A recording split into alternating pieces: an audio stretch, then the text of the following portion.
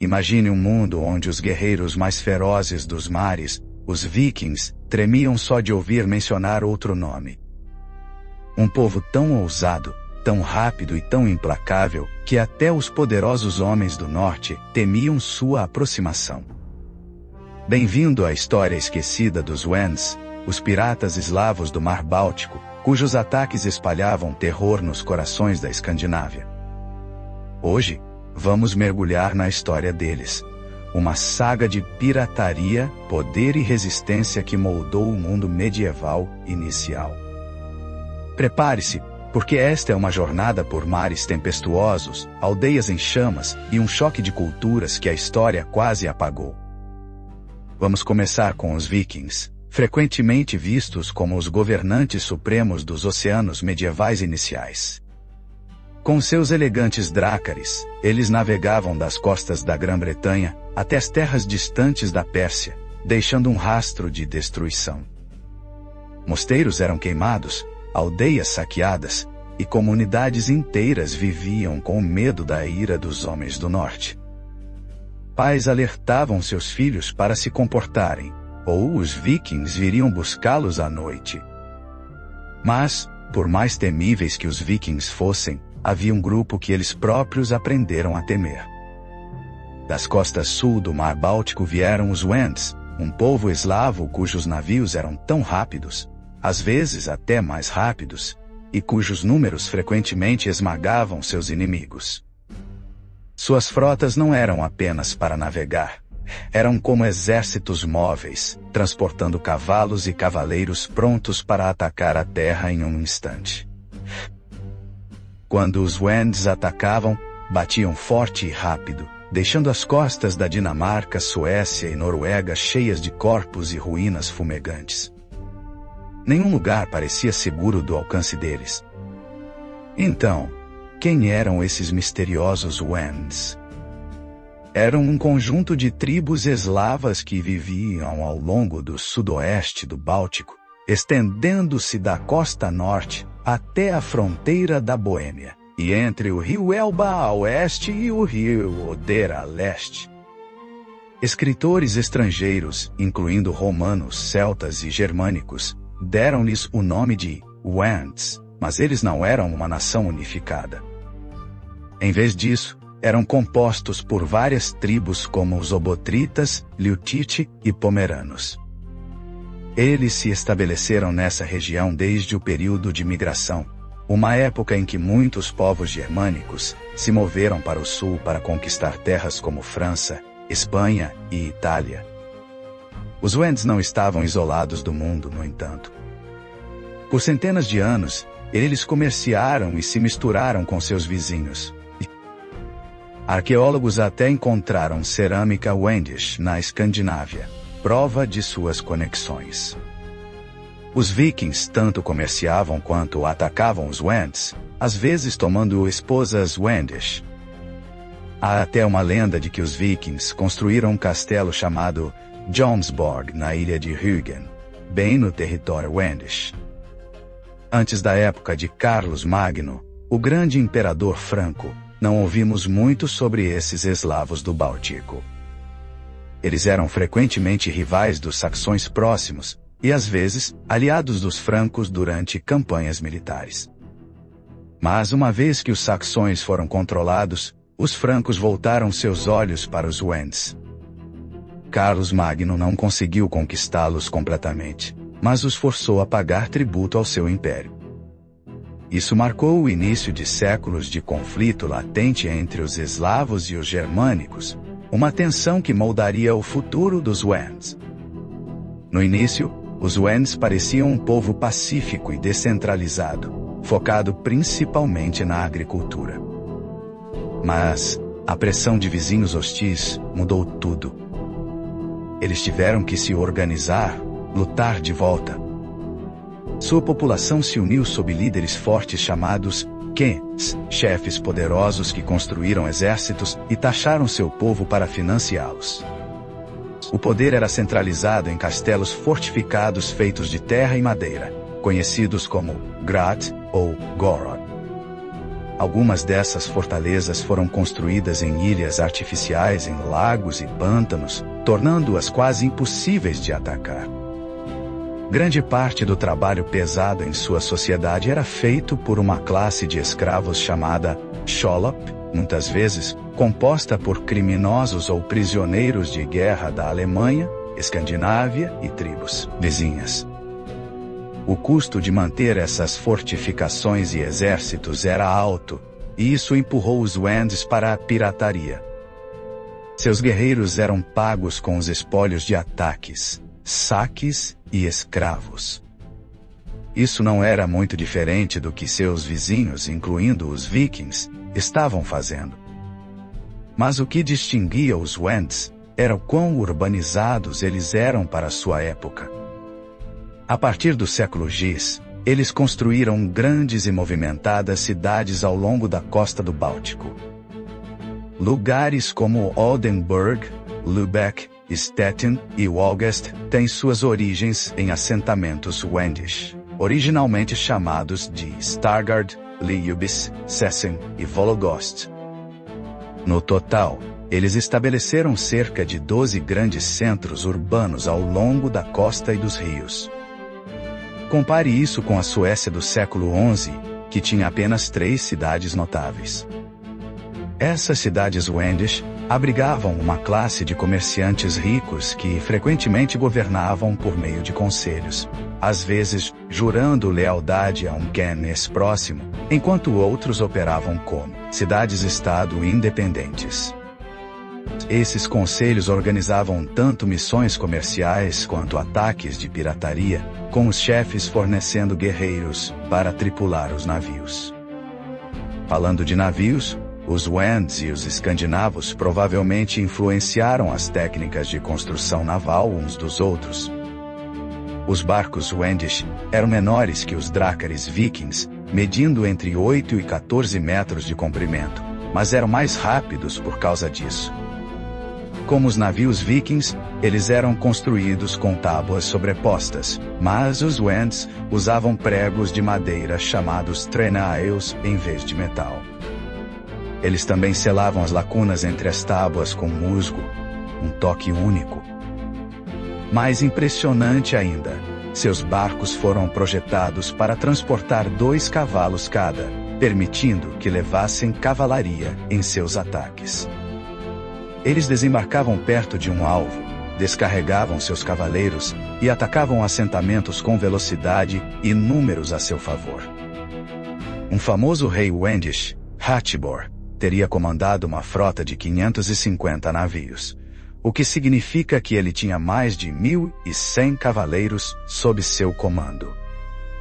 Esses guerreiros eram levemente blindados, então evitavam batalhas diretas com cavalaria pesada, preferindo ataques rápidos, emboscadas e táticas de bater e correr. Antes de partir para essas expedições, os Wends realizavam cerimônias religiosas, cheias de banquetes e bebidas. Alguns rituais até envolviam sacrifícios de animais ou humanos. O poder em sua sociedade era compartilhado entre comerciantes, chefes e um forte sacerdócio pagão. Como pagãos, eles adoravam deuses como Triglav, uma divindade de 3 cabeças, e Perun, o deus do trovão. Svarog era o senhor do céu e criador de tudo, enquanto Svantovit era seu deus solar. Eles até adotaram alguns deuses vikings, como Odin, em suas crenças. Quando os piratas retornavam de ataques, 1/3 de seu butim era oferecido a Svantovit. Os sacerdotes pagãos eram poderosos e bem organizados, mantendo uma unidade de cavalaria de 300 cavaleiros no local religioso de Arkona. Esses sacerdotes eram conhecidos por seus cabelos e barbas longos, uma imagem marcante em um mundo onde a aparência muitas vezes indicava status. Em muitas partes da Europa, líderes pagãos se convertiam ao cristianismo para ganhar poder sobre os sacerdotes e abrir novas rotas comerciais. Então, por que os Kings Wendish não fizeram o mesmo? É provável que o cristianismo estivesse ligado aos seus inimigos alemães, que queriam tomar suas terras. Resistir ao cristianismo tornou-se uma forma de resistir à invasão. Quando os senhores Wendisch foram eventualmente forçados a se converter, e se tornaram vassalos de governantes alemães ou dinamarqueses, eles, na verdade, se fortaleceram ao tirar o poder dos sacerdotes. Mas, por muito tempo, sua identidade pagã foi um escudo contra o controle estrangeiro. Os ataques dos Wends eram devastadores. Eles alcançaram até a Noruega, mas a Dinamarca sofreu o peso de seus ataques. Um cronista chamado Saxo Grammaticus escreveu que a ilha dinamarquesa de Zealand foi deixada desolada, sua costa leste esvaziada de pessoas. Algumas áreas pagavam tributo para evitar a destruição, enquanto outras revidavam com força. Quando o rei Hatibor saqueou a cidade norueguesa de Kongshela, os cativos eram resgatados ou vendidos como escravos. Algumas partes da Dinamarca podem até ter sido ocupadas pelos Wends, já que certos nomes de lugares lá sugerem origens eslavas. Como os vikings e seus vizinhos responderam a essa ameaça? Áreas costeiras eram frequentemente abandonadas, com pessoas se mudando para o interior por segurança. Eles construíram barreiras nos rios, longos, postes e estacas, para impedir que frotas inimigas navegassem muito rio acima. Restos dessas defesas foram encontrados até os lagos perto de Estocolmo. Embora não haja registros escritos de ataques Wendisch na Suécia, ou pelo menos no leste da Suécia, o medo deles era muito real. Quando os Wends encontravam esses bloqueios nos rios, simplesmente amarravam seus navios a eles, desembarcavam na costa e atacavam o interior com velocidade. Às vezes, apenas a natureza conseguia detê-los. No ano de 1157, uma frota de 1.500 navios Wendisch afundou em uma tempestade no Estreito de Kattegat. Os sobreviventes que chegaram à costa não receberam misericórdia dos fazendeiros locais. A melhor defesa, no entanto, era um forte ataque. A Dinamarca tornou-se habilidosa em lançar contra-ataques. Eles formaram unidades de cavalaria pesada e construíram navios maiores que podiam transportar 4 cavalos de cada vez. Piratas Wendisch, capturados, enfrentavam destinos brutais. Quando os dinamarqueses tomaram a cidade de Wallen, piratas rendidos foram amarrados a postes e mortos de maneiras horríveis. Mas esses contra-ataques, muitas vezes pareciam pirataria, eles mesmos. Governantes do norte não tinham os recursos, ou o desejo de ocupar permanentemente terras Wendisch. No máximo, eles forçavam seus inimigos a pagar tributo. Mesmo que os dinamarqueses fossem cristãos, a religião desempenhava pouco papel nesses conflitos iniciais. Um tratado de paz poderia forçar os Wends a adorar Cristo, mas assim que os dinamarqueses partiam, eles voltavam aos seus deuses pagãos, e os dinamarqueses provavelmente não se importavam muito de qualquer forma. As coisas começaram a mudar na década de 1150. Os ataques Wendisch na Dinamarca tornaram-se mais ferozes, e os governantes dinamarqueses precisavam de uma solução real. Uma resposta veio de um homem chamado Vedeman, um dinamarquês de Roskilde, que em 1151 formou um grupo de piratas para combater os Wends. Sua missão incluía libertar escravos cristãos capturados pelos Wends, e Vedeman ganhou apoio de nobres, comerciantes e pessoas comuns. Ao longo de sua carreira, disse que ele capturou mais de 80 navios. Embora a ganância e a sede por batalha certamente o motivassem, o sofrimento de seu povo, amigos e família deve ter sido um poderoso incentivo também. Sabemos um pouco sobre como seu grupo operava, Eles dividiam o butim de forma justa e seguiam regras cristãs rigorosas, com cada pirata obrigado a se confessar e comungar antes de navegar. Alguns historiadores veem a banda de Vedman como uma espécie de ordem religiosa inicial, semelhante aos templários ou hospitalários. Em uma escala maior, o Estado dinamarquês tomou medidas no que agora é chamado de Cruzada Wendisch, embora o Papa só a apoiasse vagamente e não estivesse bem informado sobre a região. O objetivo principal não era a religião, era parar a pirataria. Ainda assim, por simplicidade, vamos chamá-la de cruzada. Liderando o esforço estavam o bispo Absalom e o rei Valdemar I da Dinamarca. No início, suas incursões eram desorganizadas, mas eles aprenderam com os erros e melhoraram. Grandes expedições custavam uma fortuna, muitas vezes na faixa de dezenas de milhares de dólares em dinheiro de hoje. Então, eles mudaram para ataques rápidos e pequenos com soldados profissionais que não desertariam. Absalom também usou a religião como arma, ameaçando excomunhão a qualquer dinamarquês que se recusasse a apoiar a guerra. Os dinamarqueses foram espertos, explorando divisões entre os Wends. Embora os Wends tivessem maior número, não estavam unidos. Os dinamarqueses se aliaram a uma cidade contra outra, até se unindo a grupos pagãos como os Rugians na década de 1160 para atacar a rica cidade de Vologost. Sem aliados, a cruzada teria falhado. Os dinamarqueses careciam de conhecimento local, onde ancorar, onde se esconder, onde reabastecer, e dependiam de seus parceiros Wendisch para isso. Enquanto isso, os piratas usavam táticas de guerrilha, escondendo-se em enseadas ou atrás de ilhas para emboscar navios dinamarqueses isolados. Então, os dinamarqueses bloquearam rios com cidades aliadas ou conquistadas, cortando portos seguros e suprimentos. Eles queimaram aldeias costeiras para provocar os piratas a batalhas abertas.